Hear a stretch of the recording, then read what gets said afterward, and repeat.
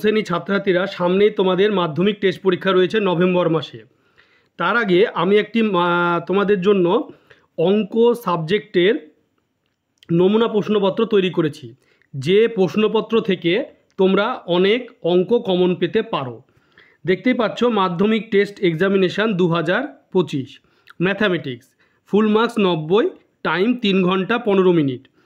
প্রথমে তোমাদের থাকবে এক দাগে নিম্নলিখিত প্রশ্নগুলির সঠিক উত্তরটি নির্বাচন করো।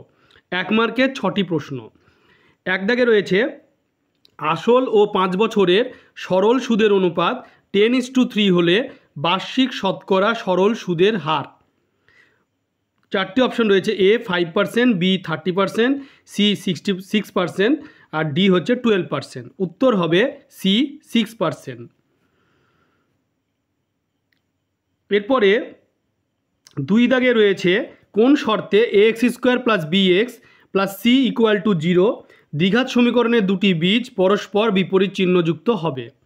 এ বি সমান 0, B b less than 0, C c/a less than 0, D c/a greater than 0। উত্তর হবে এ বি = 0। 3 দাগে রয়েছে এ বি ও সিডি দুটি সমান্তরাল জ্যায়ের প্রত্যেকটি দৈর্ঘ্য 16 সেমি, বৃত্তের ব্যাসার্ধের দৈর্ঘ্য 10 সেমি হলে জ্যা দুটির মধ্যে দূরত্ব 12 সেমি, 16 সেমি, 20 সেমি না 5 সেমি। উত্তর হবে 12 সেমি। এরপরে 4 দাগে রয়েছে 2 cos 3θ = 1 হলে থিটার মান কত? 10 ডিগ্রি, 15 ডিগ্রি, 20 ডিগ্রি না 30 ডিগ্রি। উত্তর হবে 20 ডিগ্রি। 5 দাগে রয়েছে একটি ঘনকের প্রতিটি তলের কর্ণের দৈর্ঘ্য 5√2 একক হলে ঘনকটির কর্ণের দৈর্ঘ্য কত? 2√5 একক, 5√2 একক, 5√3 একক, 3√5 একক। উত্তর হবে 5√3 একক।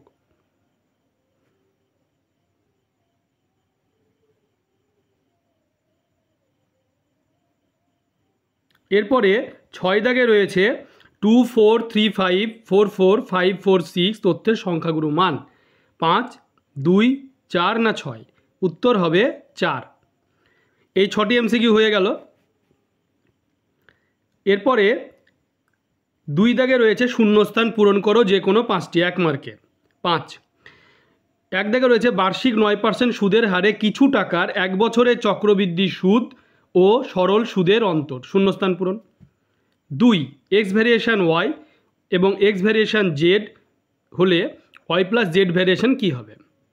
3 দুটি বৃত্ত পরস্পরকে বহিঃস্পর্শ করলে সাধারণ স্পর্শকের সংখ্যা। 4 sine theta plus cosec theta = 2 হলে কস থিটা = কী হবে?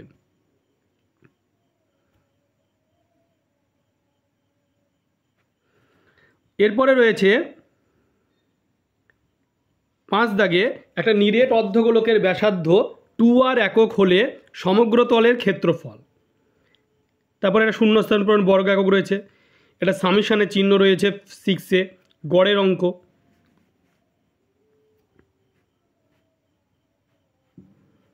এরপরে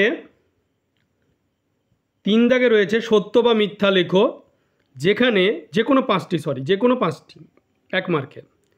1 মূলধন ও সময় অপরিবর্তিত থাকলে সুদ ও সুদের হার পরস্পর সরল সম্পর্কযুক্ত। 2 এ ভ্যারিয়েশন 1/b এবং এ ভ্যারিয়েশন 1/c হলে বি ভ্যারিয়েশন 1/c হবে। 3 একটা বৃত্ত অন্য একটা বৃত্তের ভেতরে অবস্থান করলে তাদের সাধারণ স্পর্শক আঁকা সম্ভব নয়। 4 sine square 21 degree plus cos square 69 degree এর সরলতম মান 1।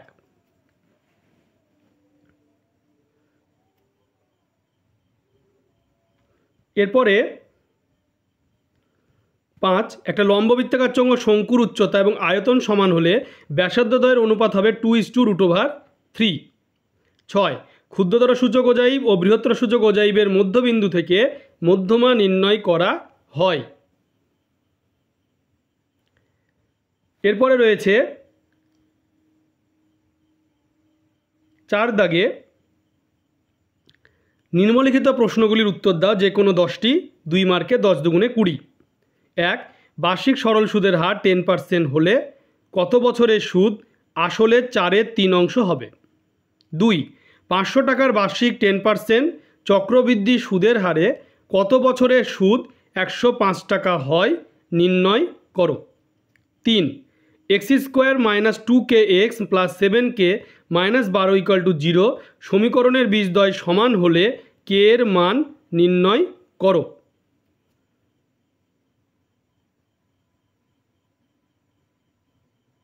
এরপরে 4 দাগে হরের করণী নিরসন করো 12/√15 - 3। 5 এবিসি ত্রিভুজ এবিসি এর পরিকেন্দ্র ও এবং ডি বিন্দু বিসি বাহুর মধ্যবিন্দু কোণ বিএসি সমান 40 ডিগ্রি হলে কোণ বিওডি সমান কত? 6 এবিসিডি বৃত্তস্থ চতুর্ভুজের এবি সমান এডি এবং কোণ এবিডি সমান 39 ডিগ্রি হলে কোণ বিসিডি এর মান কত? 7 একটা বৃত্তের ব্যাসের দৈর্ঘ্য 20 সেমি, যদি বৃত্তটি কেন্দ্র থেকে কোনো জ্যায়ের দূরত্ব 8 সেমি হয় তাহলে জ্যাটির দৈর্ঘ্য নির্ণয় করো।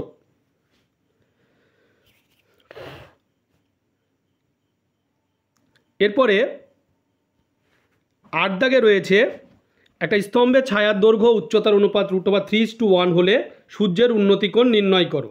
9 sin square 6 alpha plus cos square 6 alpha plus 3 sin square alpha cos square alpha এর মান নির্ণয় করো।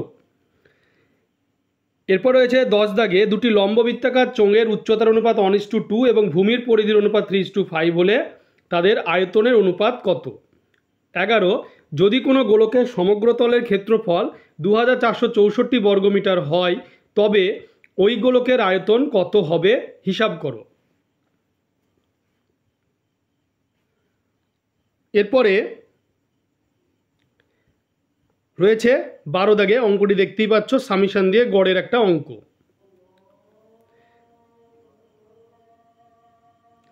এরপরে রয়েছে 5 দাগে যে কোনো একটি প্রশ্নের উত্তর দাও 5 মার্ক, একটা করলে 5। এটা হচ্ছে পাটিগণিত। 1 বছরের শুরুতে শ্রীকান্ত সৈফুদ্দিন 2,40,000 টাকা এবং এখানে 3 লাখ টাকা নিয়ে একটা মিনি বাস ক্রয় করতে চালাতে থাকেন। 4 মাস পর বন্ধু পিটার 81,000 টাকা নিয়ে তাদের সঙ্গে যোগ দিলে শ্রীকান্ত সৈফুদ্দিনের মূলধনের বদলে সেই টাকা তুলে নেন। বছরের শেষে 39,150 টাকা লাভ হলে কে কত লভ্যাংশ পাবে? এই টাইপের অঙ্ক কিন্তু অন্যরকমভাবেও আসতে পারে। 2 কারখানায় ব্যবহৃত কোনো একটা যন্ত্রের মূল্য প্রতি বছর 10% হারে হ্রাসপ্রাপ্ত হয়। 3 বছর পর যন্ত্রটার মূল্য যদি 4,340 টাকা হয় 4,340 টাকা হয় তাহলে যন্ত্রটির বর্তমান মূল্য কত?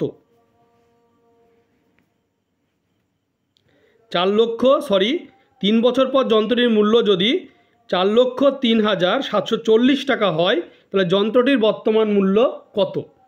মিস্টেকের জন্য সরি। এরপরে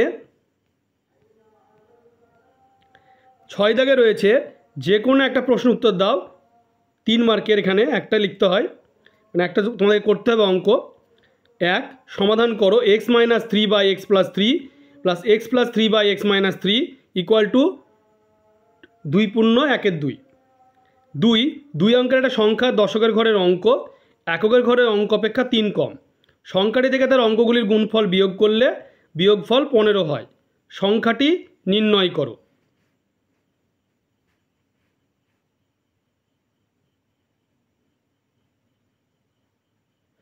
এরপরে রয়েছে 7 দাগে যে কোনো একটা প্রশ্ন উত্তর দাও 3 মার্কের।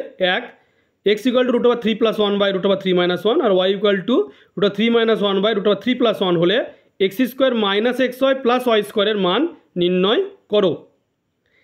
আর একটা অঙ্ক রয়েছে a ভ্যারিয়েশন b এবং b ভ্যারিয়েশন c হলে দেখাও যে a³ b³ + b³ c³ + c³ a³ variation abc a³ + b³ + c³।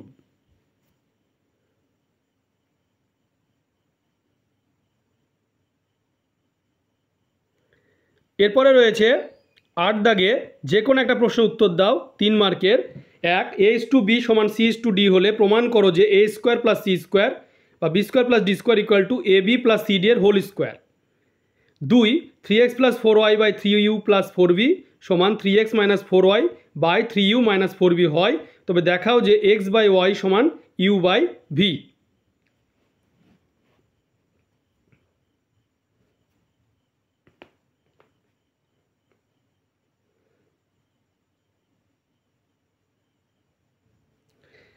এরপরে রয়েছে 9 দাগে যে কোনো একটা প্রশ্নের উত্তর দাও, 5 মার্ক। প্রমাণ করো ব্যাস নয়, এটা হচ্ছে উপপাদ্য। প্রমাণ করো ব্যাস নয় এরূপ কোনো জ্যায়ের বৃত্তের জ্যায়ের ওপর বৃত্তের কেন্দ্র থেকে লম্ব অঙ্কন করা হলে ওই লম্ব জ্যাটিকে সমদ্বিখণ্ডিত করে।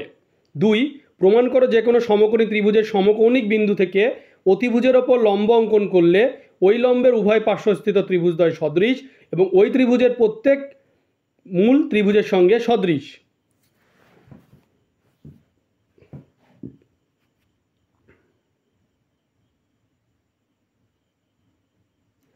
এরপরে রয়েছে 10 দাগে যে কোনো একটা প্রশ্নের উত্তর দাও, 3 মার্ক। এটা প্রয়োগ। এবিসিডি একটা বৃত্তস্থ চতুর্ভুজ, বর্ধিত এবি ও ডিসি বাহুদের পরস্পরকে পি বিন্দুতে ছেদ করলে প্রমাণ করো P A into PB equal to PC into PD. 2, ABCD একটা আয়তক্ষেত্র এবং ও আয়তক্ষেত্র অভ্যন্তরে যে কোনো একটা বিন্দু, প্রমাণ করো যে O A square plus O C square equal to O B square plus O D square.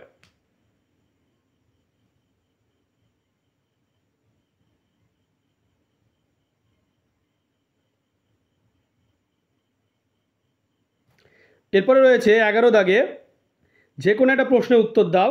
এটা হচ্ছে সম্পাদ্য। 1, একটা সমদ্বিবাহু ত্রিভুজ অঙ্কন করো যার ভূমির দৈর্ঘ্য 5 সেমি, সমান বাহুদের প্রত্যেকটিতে 6 সেমি, ওই ত্রিভুজের পরিবৃত্ত অঙ্কন করো। 2, 2.8 সেন্টিমিটার ব্যাসার্ধ বিশিষ্ট একটা বৃত্ত অঙ্কন করো। বৃত্তের কেন্দ্র থেকে 7.5 মিটার দূরে একটা বিন্দু নাও, ওই বহিস্থ বিন্দু থেকে বৃত্তের দুটি স্পর্শক অঙ্কন করো।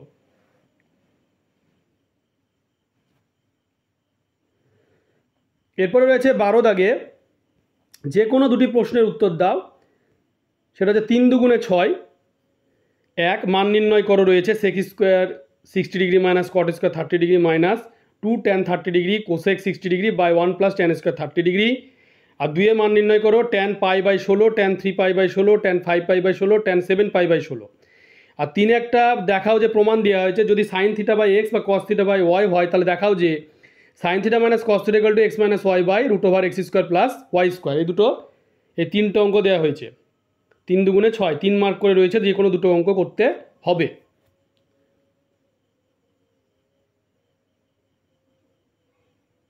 এরপরে 13 দাগে রয়েছে, এটা হচ্ছে হাইট অ্যান্ড ডিস্টেন্সের অঙ্ক, অত উচ্চতা দূরত্বের অঙ্ক, এবং 5 মার্ক রয়েছে এখানটায়। একটা অঙ্ক করতে হয়।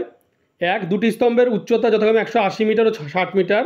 প্রথম স্তম্ভটির গোড়া থেকে দ্বিতীয় চূড়ার উন্নতিকোণ 30 ডিগ্রি হলে দ্বিতীয়টির গোড়া থেকে প্রথমটির চূড়ার উন্নতিকোণ কত হবে? 2, একটা বাড়ির ছাদ থেকে দেখলে মনুমেন্টের চূড়ার উন্নতিকোণ 60 ডিগ্রি, গোড়ার অবনতিকোণ 30 ডিগ্রি হয়। বাড়িটির উচ্চতা 16 মিটার হলে মনুমেন্টের উচ্চতা কত?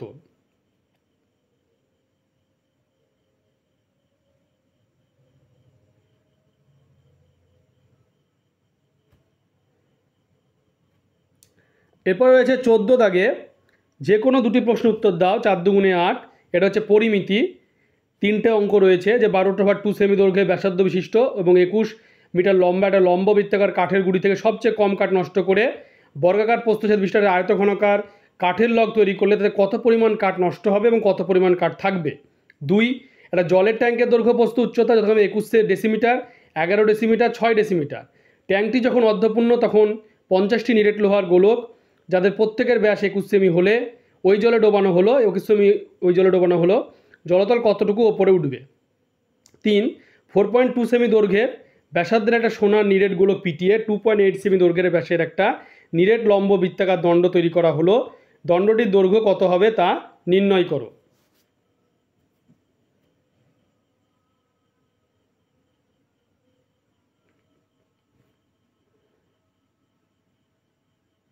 এরপরে রয়েছে 15 দাগ। সেই 15 দাগের যে অঙ্কগুলি রয়েছে সেগুলি দেখে নাও। যে কোনো দুটি প্রশ্নের উত্তর দাও। 4 দুগুণে 8। নিচের পরিসংখ্যা বিভাজন ছকের যৌগিক গড় 25 হলে কে এর মান নির্ণয় করো। এটা হচ্ছে যৌগিক গড়ের অঙ্ক। 2 রয়েছে তোমার প্রদত্ত পরিসংখ্যা বিভাজন ছক থেকে মধ্যমা নির্ণয়। 3 রয়েছে নিচের প্রদত্ত ক্রমযোগী পরিসংখ্যা বিভাজন ছকটি থেকে পরিসংখ্যা বিভাজন ছক তৈরি করে তথ্যটির সংখ্যাগুরু মান নির্ণয় করো।